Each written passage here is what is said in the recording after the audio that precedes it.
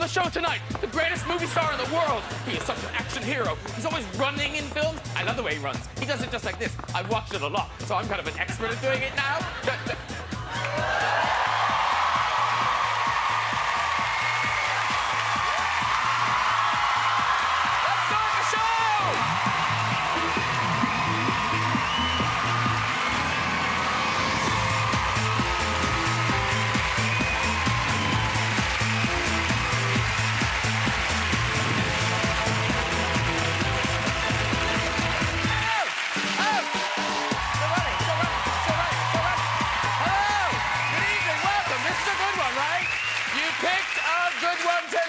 The biggest film star in the world, Sir Tom Cruise, is here!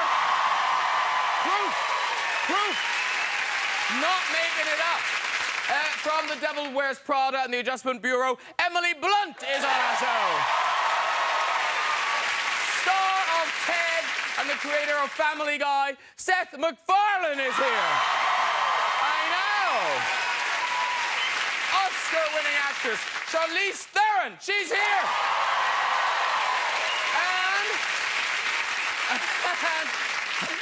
What's funny is I am actually really exhausted.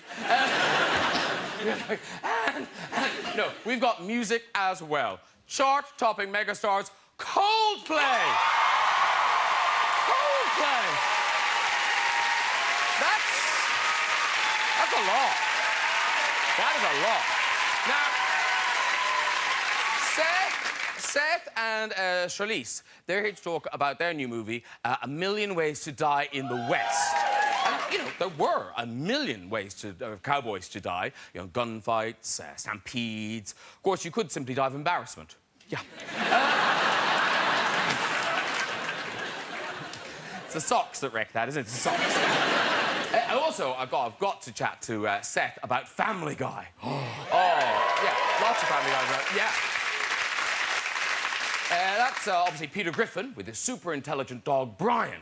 You know, would you ever get a dog in real life that was smarter than its owner? Catch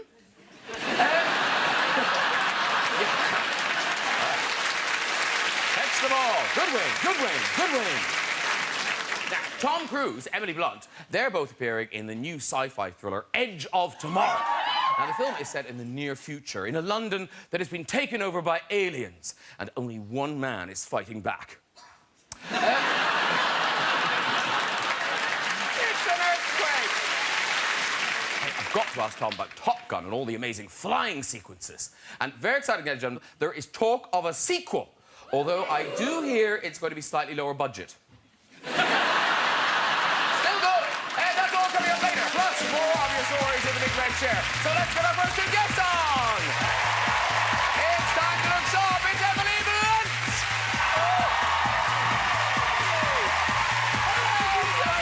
No, I was thinking, she's here, right? Yeah, I saw her a second ago. I know she's here. And having seen Mission Impossible, I've got him back. It is Mr. Tom Cruise! Hello, sir. Sit down. Tom Cruise, everybody.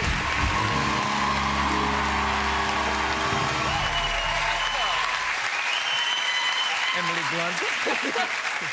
Welcome one, welcome Thank all. You. Very nice to see you. Thank you for having us. Nice to see you. Emily, welcome back. Thank you. Yeah. Tom, is it? I think it's your third time. Third time. And it's still like, oh my God, it's Tom Cruise. In the movie Edge of Tomorrow, did you ever get over that, Emily? Did you ever get to the point where? I said it to him every day. Oh my God, it's you. The illusion wears off. And I was doing my running there, and you are famous for your running. But the director of Edge of Tomorrow was saying that you don't just run on camera, also off camera, you like running. Yeah, I like to run. But it's true. I like to run. Weren't you getting everyone to run? Yeah, we had to get back to one because we had so many setups that day. So I was racing the guys back to the opening mark just to keep pace on it. You know, movies, you've got to get a lot of shots during the day, so... These poor extras. No, you know that. They were over it by the end of the day. Yeah. Oh, Tom Cruise, let's race again. Yeah, Tom, you win. Yeah. Was there a prize or anything? No, just let's go. See, I'd be a very bad extra. I'd be the one, no, I'm not running, I'm not... But talking to people that you've worked with, you are known as this kind of the positive force on set. You know, we can do this. The kind of we can do this. Is it true that Emily Blunt did break your spirit? It was a particularly hard day, I will say. No. It was a very hard day. We were in the drop ship. No, she didn't break my spirit. But there was that moment where I went... Basically, we're in this drop ship set. I don't know if you've seen the trailer. We're being dropped out of this ship in our exosuits, and it was a tiny set. They'd made the set really small. It was kind of like as big as a sardine can, and we're all in there. It's so hot in there. There's no air in there. Camera crew are, like, bumping into us, and we're hanging in the exosuits in harnesses, so, like, the entire weight of you and your suit is, like, on your groin, and, like, people are miserable. People are just, like, hanging like this, just waiting for them to shout action. And Tom, that insatiable positivity, I can just see it just starting to unravel. You know? He was pouring with sweat. I remember looking at him and he was like, guys, please roll. Please roll. And I just looked at him and I just went, oh, this sucks, like that. And he looked at me and he goes, it's a challenge.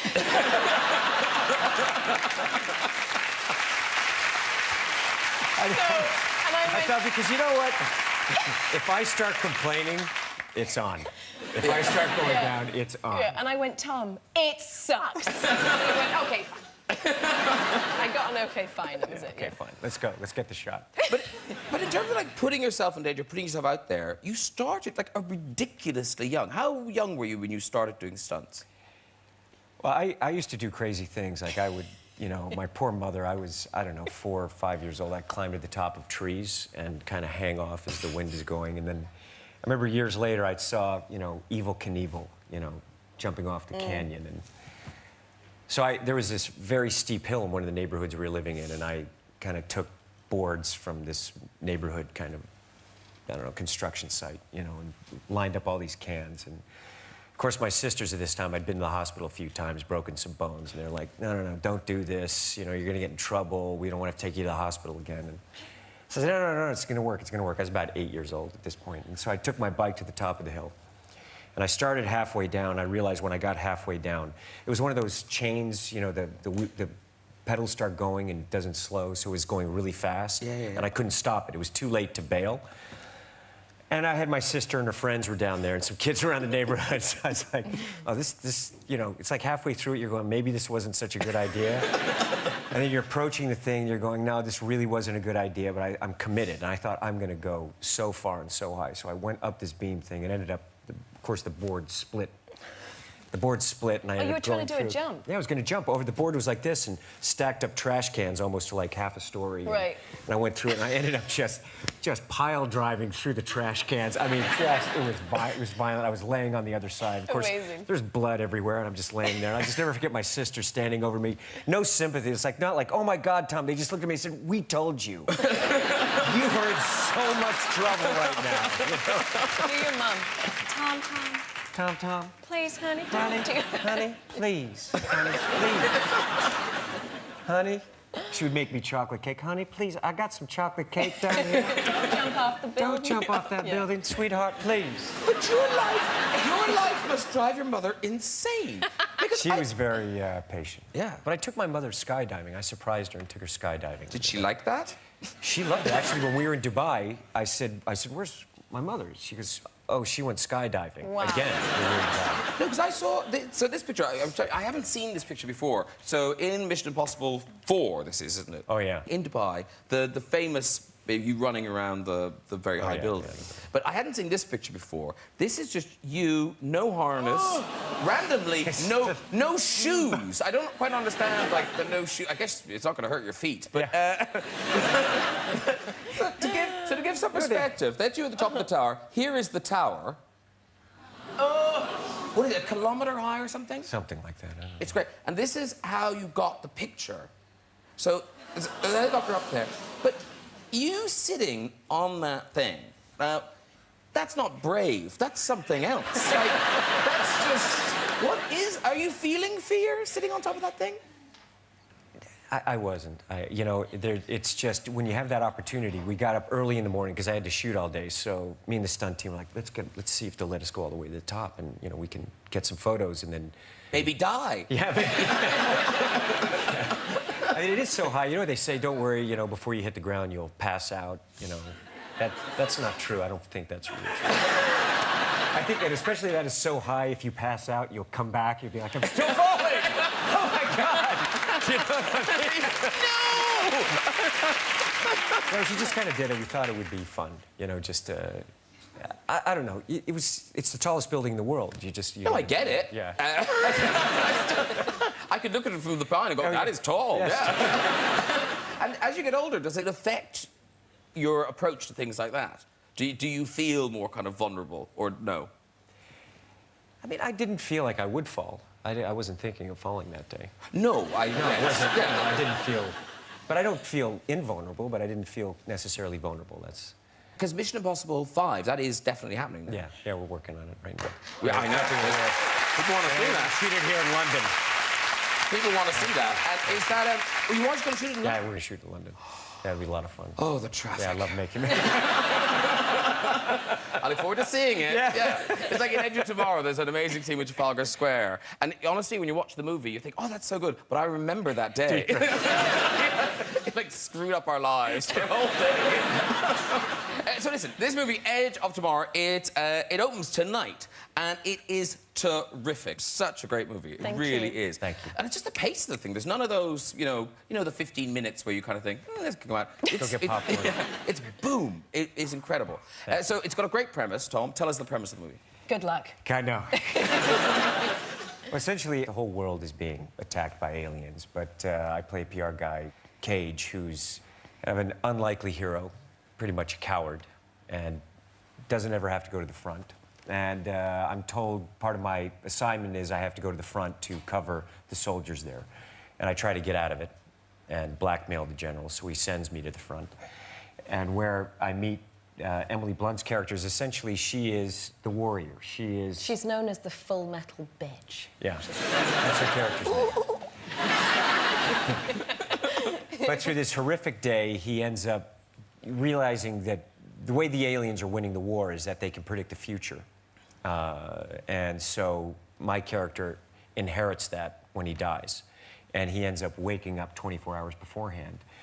And he has this ability to reset the day. So in doing so, he's able to kind of change strategies and figure out new ways of winning the war. So he's a very valuable weapon.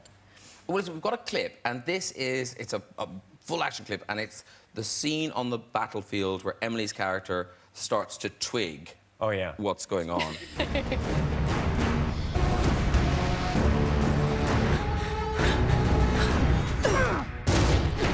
I'm sorry.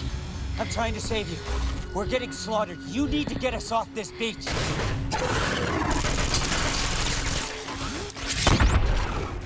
We have to go. This dropship is about to explode. We have to go now. Wait.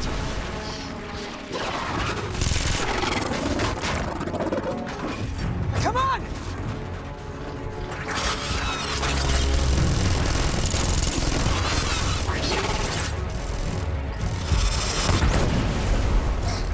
Come on! Come on! The ship is going to explode! What are you doing? Find me when you wake up. What? Come find me when you wake up. Go! On your feet, maggots! Can you see this? Oh, it's good.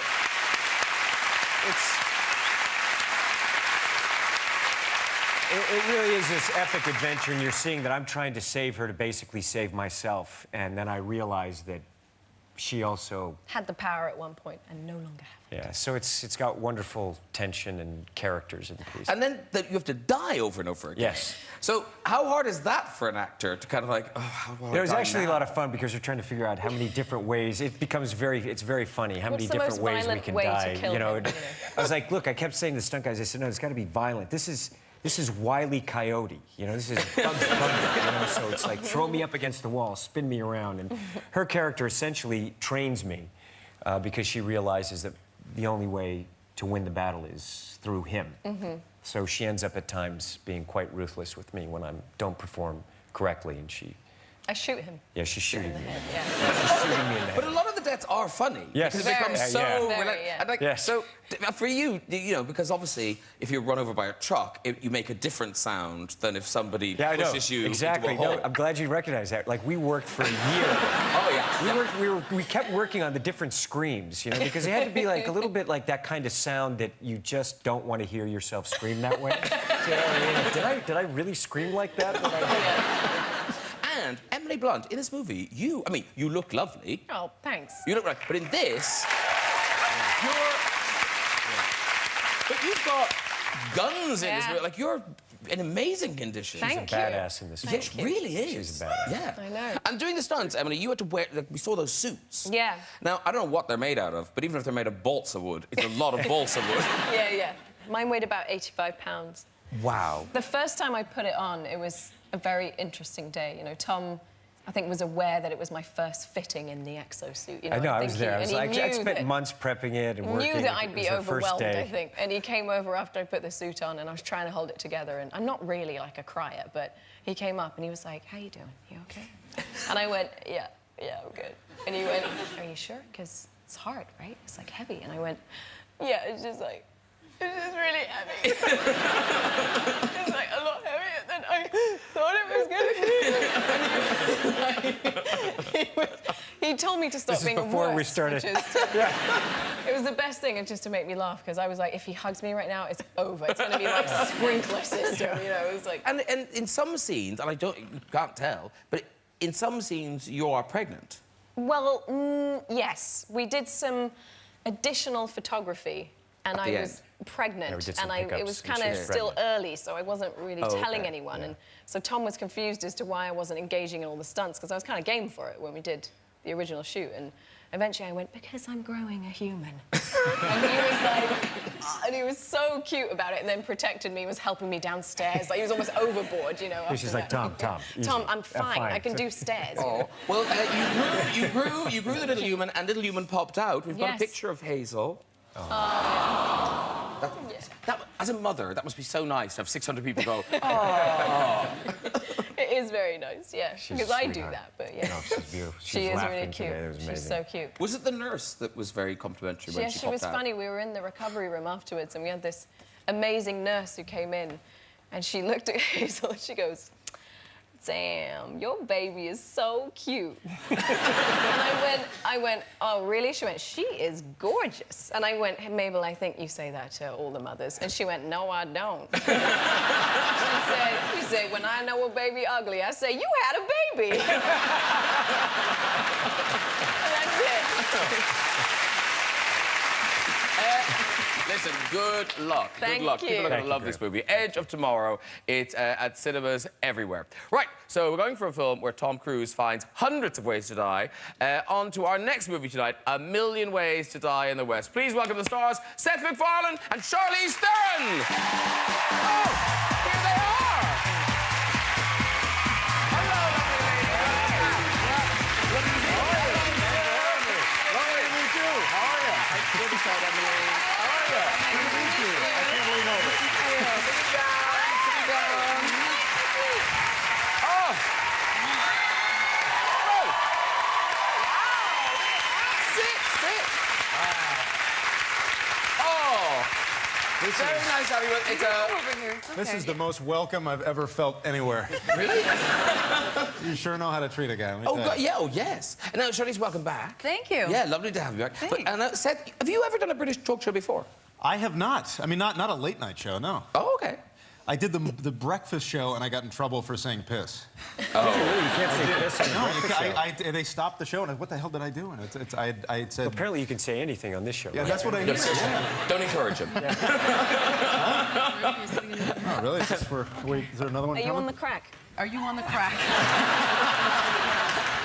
It's mighty. There'll be some of Coldplay snuggle on the end there a bit. So listen, this is exactly from Family Guy to Ted. Now, you haven't just written it, directed, you star in your own movie. Which is Yeah. it's a big leap. We'll see how that goes. It's gone well. This is so weird. It is like Brian is wearing a man suit at the end the end of the couch. This is a huge crowd, and like you go to like the Tonight Show in the States, and there's like 5 people in the audience. No, that's only when you're there, darling. Whoa! Whoa! So this movie, A Million Ways to Die in the West, it opens tonight. It is really funny. It's a big, broad, raucous comedy. It's jokes. If you like Seth McFarlane jokes, it's full of Seth McFarlane jokes. But there's a plot as well. Charlize, why did you do the plot? Oh, great. Okay, Seth, you do the plot. I know, it's so hard. Yeah. I don't do Go it for justice. Oh, God. So it's about this girl. I don't know. I think. What does she do? I don't know. I think. Look, it's a Western that it looks like a real Western, but it's kind of shot through a lens of like people speaking in modern tongue, right? It's like Woody Allen in the Wild Wild West, I guess. Basically, Schindler's List whatever. meets So The I did a Waterboy. shit job. The cues are forming now. I really sold that one really well. It's really funny, and I'm naked. We're going to take one for the team. Good comeback. Very good comeback. But actually, they're all kind of And weird. I'm not, so that's another thing. No, I feel like I didn't do it justice, though. Can you pitch the movie a little better? It's about a nerdy sheep farmer in the Old West who meets this mysterious woman who helps him win back his girlfriend who dumped him. And I don't want to give away too much, but that's the gist. All right, well, listen, we've got a clip. This is the two of you trying to make Seth's ex, because it starts with you losing your girlfriend. Correct. That's not too much plot to give away, is it? You gave us the You clip. just ruined the whole movie. You gave us the clip. They said you were really timid and we were all going to have to help pull you out of your shell, but that's not the case at all. You don't need any help. I'm drunk. Let's have a look. Oh, no, did I explain it? I did, yeah. Two of you trying to make Seth's ex jealous. Go. That's them. That's them. Right there. Quick, let's pretend you just said something funny. Oh my God, you are so hilarious. Where do you come up? No, you pretend I said something funny. Stop. Just introduce me. I'm not gonna introduce. Oh, hi. Hey. Foy and Louise, right? Mm-hmm. That's right. This is Anna. I'm his girlfriend. She's my girlfriend. Mm-hmm. She's the new GF. Big time. A lot of sexual activity. All the time. I live inside her. So if you want to send me a letter, you gotta address it care of her vagina. Yep.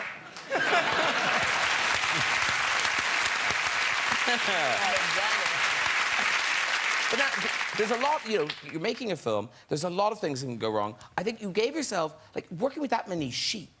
Were they showbiz sheep? We're just trying to win the New Zealand box office.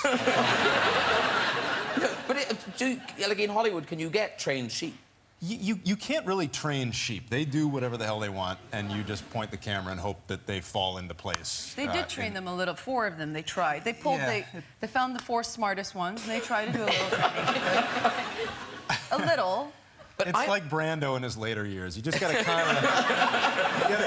you get what you get. Because I imagine, Charlize, you were very comfortable around the sheep. What is that supposed to mean? Were you kind of raised by goats or Okay, something? we'll start with that. Okay. They don't know that. I thought you might make the leap and go, yes, I'm very good with goats. Yeah, I was raised on a farm, so we had cattle, and I'm not timid around these kind of animals. There were human beings tending to her. She wasn't sucking at the teat of some... Well, you don't know some that. ovine. It was an after-school snack. but isn't it true now you do an incredible goat noise? Well, I don't know if it's incredible, but I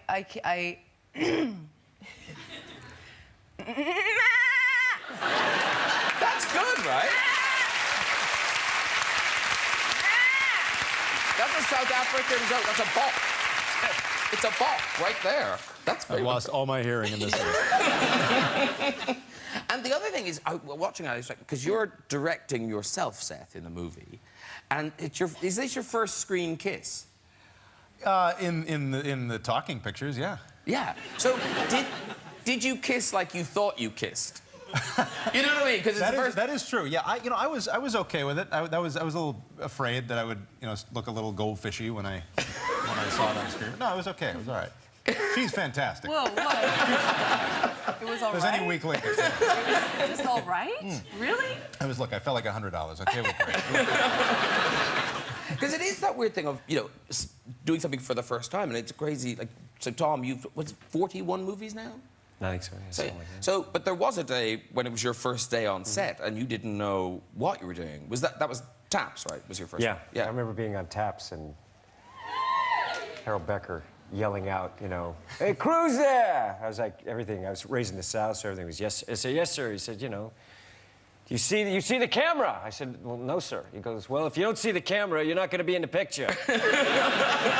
Move to your right. Okay. Thank you, sir. Was it Outsiders where you decided to give your character a trait? Yeah, part of the thing was we were all eating chocolate cake, and I thought, you know what, in this scene, I'm going to eat chocolate cake. I'm going to eat a lot of chocolate cake, and that's, we ended up 80 takes later, I'm having to eat chocolate cake. When you're a young actor, you think, oh, this is going to be really cool. It's a bad idea. Yes, I've learned that just recently. Yeah, it was hard. Oh, really? You got to go through it. You got to live through it. It's like something weird's happening in my body. I'm about to go unconscious. It was past vomiting. Do you know what I mean? You gained 20 pounds from one Oh, scene. my God, it was awful. Because when you were directing yourself, Seth, how hard was it as an actor not to do voices? Because that is kind of your life. Yeah, I mean, it was less of a leap than I feared it would be. During doing Family Guy, I had gotten into the habit of being able to record a line and then go into the booth and listen to it and switch off my brain and kind of feel like I'm listening to somebody else. Yeah. And that did kick in pretty early on into the process, where I was able to run into Video Village and look at the footage and see if I was doing it right. Yeah. How many voices do you do? Sorry, I don't mean to take over your interview, but I'm just kind of curious. Like, how many can you do? How many? Like, what's the... just enough to avoid being myself. So in Family Guy, the characters you do... Peter, Brian, Stewie, Quagmire, and then a smattering of others as needed. And are they all based on people, or you just... They come from various places. Peter, I knew 1,000 Peter Griffins growing up in New England. I mean, guys who would not think before they spoke, like, no self-editing mechanism. Everything's in here, it's coming out here with no gateway. And Stewie is based on your own Rex Harrison, who I was a big fan of. Wow. Yeah.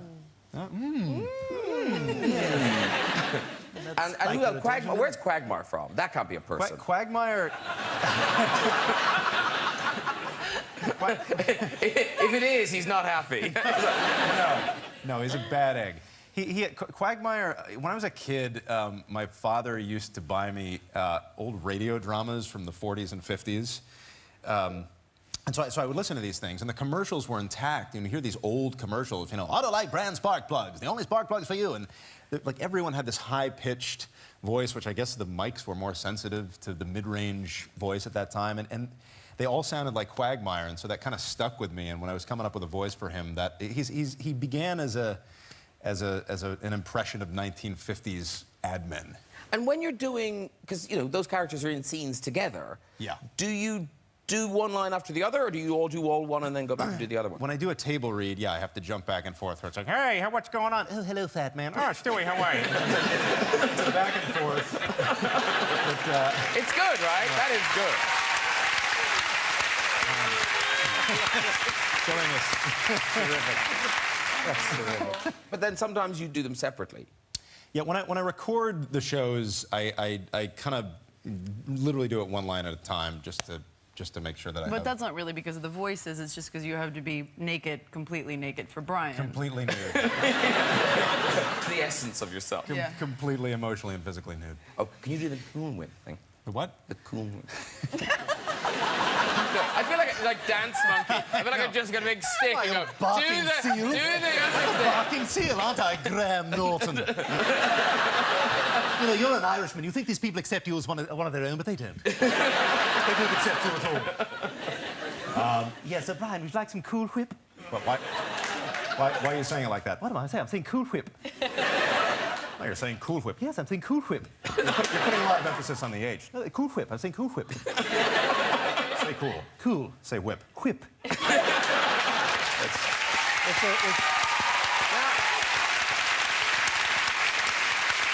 It's all recycled vaudeville humor. That's our whole thing. But now, as good as that is, not the only person on the couch who does voices, because we've heard Charlize's Bok, the South African goat. Thank you. Thanks. It was very good. That was But excellent. it was excellent. That's just It was excellent. Thank you. Amazing. I'm sampling it. It's going to be my ringtone from now on. But no, Emily Blunt. What? I heard you earlier. You do a TC, don't you? You do a TC. Well, not after Seth. I mean, come on. Charlize, your goat noise. Oh, go on, do one line of Tom. What line shall I do? I don't know. I feel the need for speed. That's good. You're good at it. Do me. No.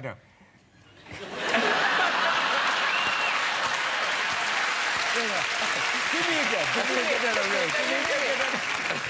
No, do...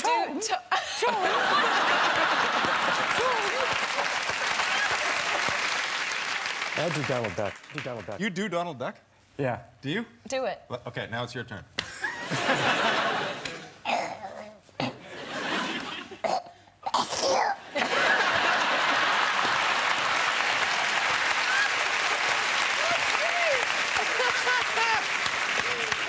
That's adorable. That's going to be my text message alert. Yeah. Very good.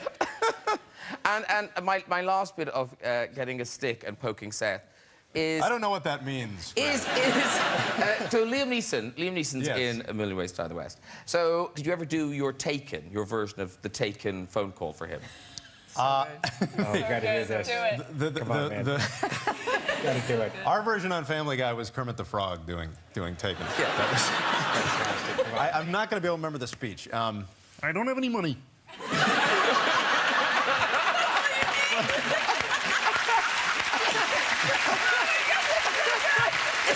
Oh, that's so good. But what I do have are a very specific set of skills. Skills that make me a nightmare for somebody like you. If you don't let the girl go, I will track you down, I will find you, and I will kill you. Very good. Very good. Listen, it's time for our musical guests tonight. Shortly, we'll have this week's stories in the big red chair. But first, performing their new single, A Sky Full of Stars, it is the one and only Coldplay!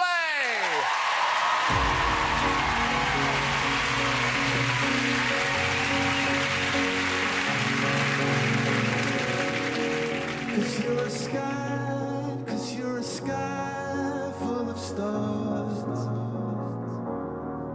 I'm gonna give you my heart.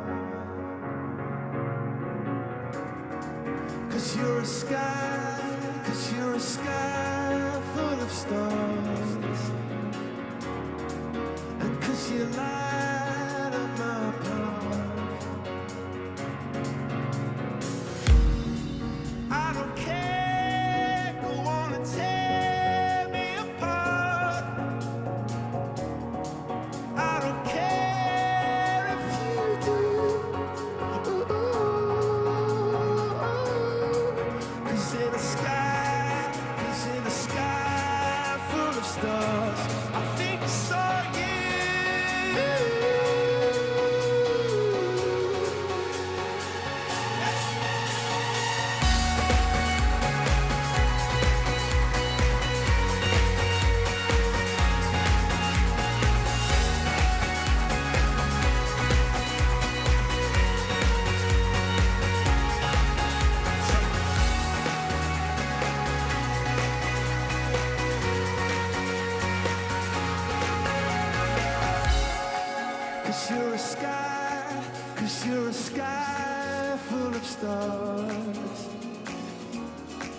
I wanna die in your arms.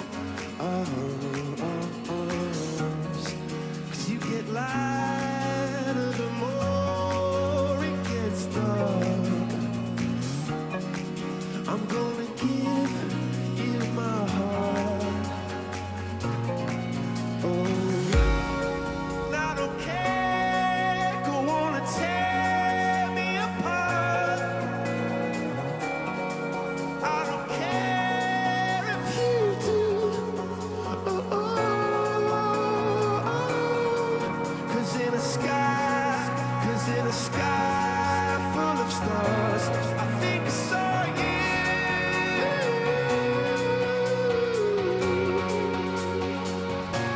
I think I saw you.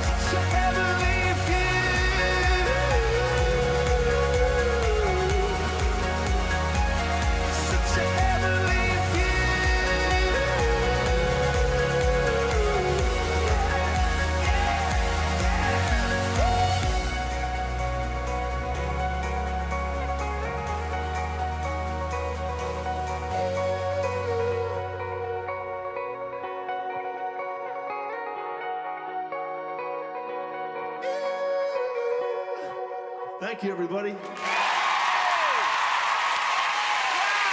you so much. Don't play, everybody! Come on over, boys. Come on over. Johnny, come on, dude. Come on, Chris. Thank you very much. Congratulations. Thank you very much. Come on over, meet the gang. What do you want to do? Chris is sitting there. Johnny, you're over there. It's a Henry, it's a Tom, it's a Chris, it's a Johnny. Very good.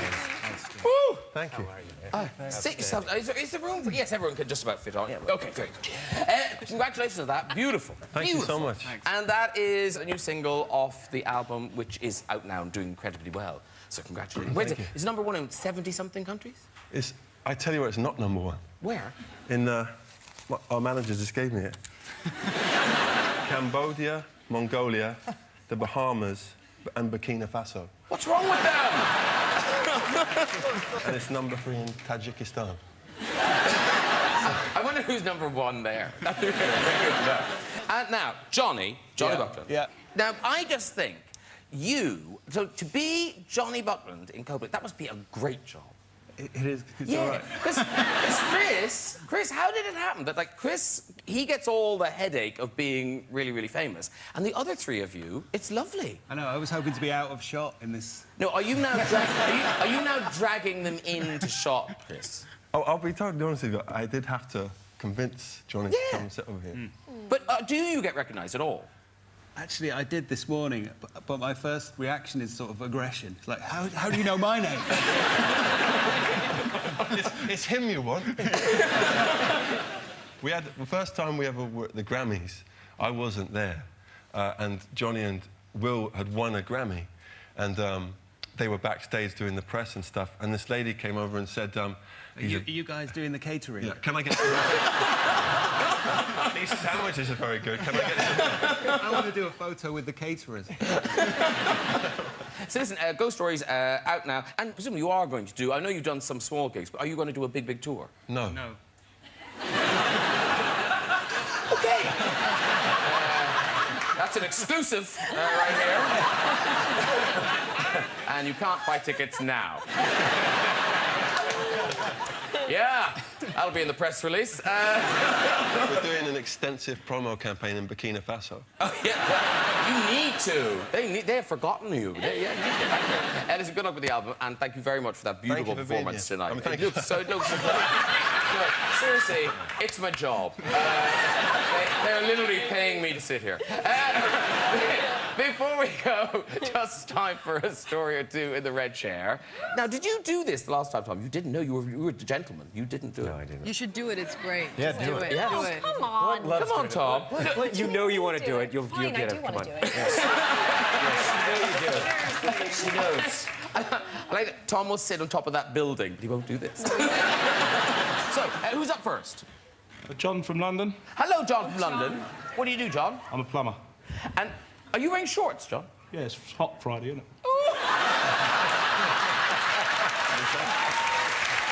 He can... I like it. All Fridays are hot. He can predict the weather.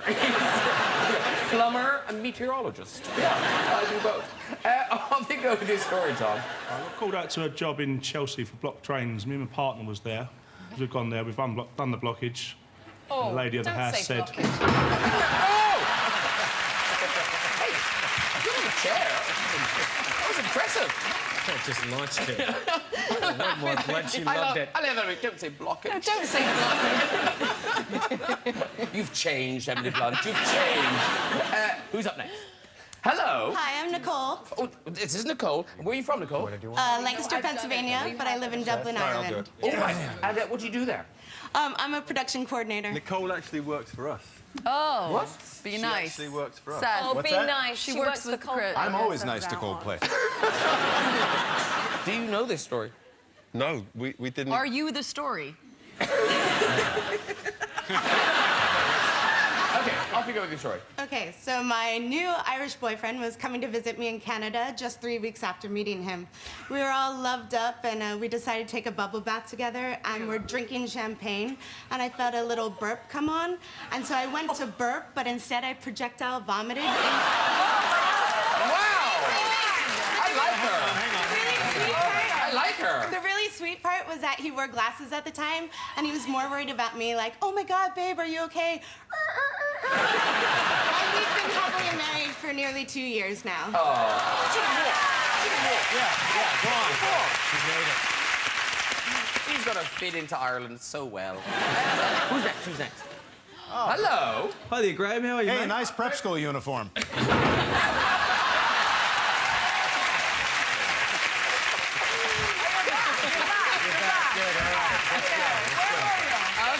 Okay, he's on board. Okay, one more. We'll have one more. Okay, here we go. This isn't gonna go well. Oh, man. These guys are gonna jump us when we're out of here. What's your name? My name's Ben. I'm from New Zealand. Okay, okay. Oh, they're loving you, Ben. Yeah, okay. yeah. We heard about Seth McFarlane's movie of the sheep, so we came here to see it. He's so on side now. Let him talk. Okay, yeah. Okay, Ben, start your story. Okay, so a couple of years ago, my granddad had an eye infection and asked me to put eye drops in his eye. So I grabbed them from the top of the fridge, put about 6 or 7 drops in, looked down, realised they weren't eye drops, it was super glue. It took about 6 hours for them to surgically separate his eyelids. Yeah, he sleeps now with one eye open. No, he's good. That is a good story, but he should be punished. Yeah. Well, how slow does this, like, if I went with the chair, like, No, slow? it just goes. It's a hair trigger. Well done, everybody. If you'd like to join us on the show and I'm going to make sure you can. Contact us via our website at this very address. Thank you to my guest tonight, Coldplay, everybody. Seth McFarlane. Charlize Theron. Emily Blunt. And Mr. Tom Cruise. Join me next week when my guests will include singer Ed Sheeran, actor Michael Sheen, and Avenger star Mark Ruffalo. I'll see you then. Good night, everybody. Bye-bye.